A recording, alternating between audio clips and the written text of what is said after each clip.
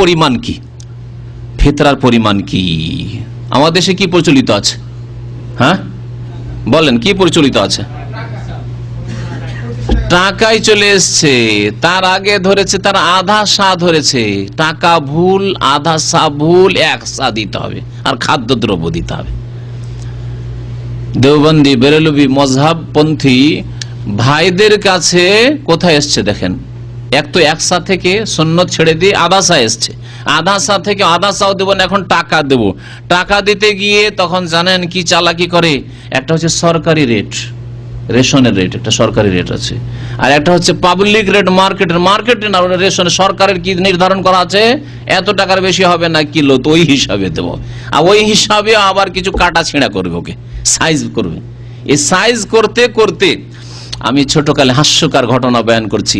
যখন ঈদের সময় আসতো, ফিতরা দেওয়ার সময় আসতো, তখন আমাদের যে গ্রামে আমি ছোটকালে মানুষ হয়েছি, মাতাব্বর ছিলেন, এসে মসজিদে দাঁড়িয়ে গেলেন আর বলতেন যে আচ্ছা বলেন তো আপনারা কত টাকা করে ফিতরা দিতে পারবেন? গ্রামের লোকেরা, সমাজের লোকেরা বলেন তো, সমাজ কত টাকা করে ফিতরা দিতে পারবেন?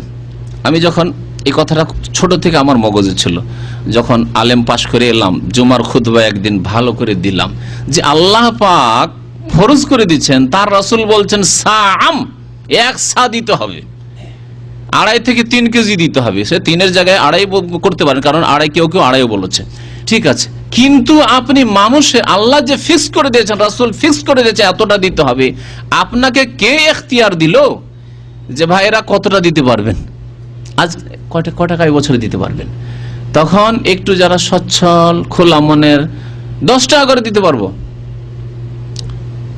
একদল একটু বখিল, পয়সাওয়ালা কিন্তু বখিল, বলছে না না এটা বেশি হয়ে যায়, 7 টাকা হোক। তখন গরিব দল, গরিব পার্টিরা, তারা বলছেন না না না আমরা দিতে পারবো না, আমরা 5 টাকা করে পারবো। এই দর কষাকষি শুরু হলো শরীয়তের ওপর। এই হলো মুসলিম সমাজের অনইসলামিক অবস্থা, মুসলিম সমাজের অনইসলামিক অবস্থা।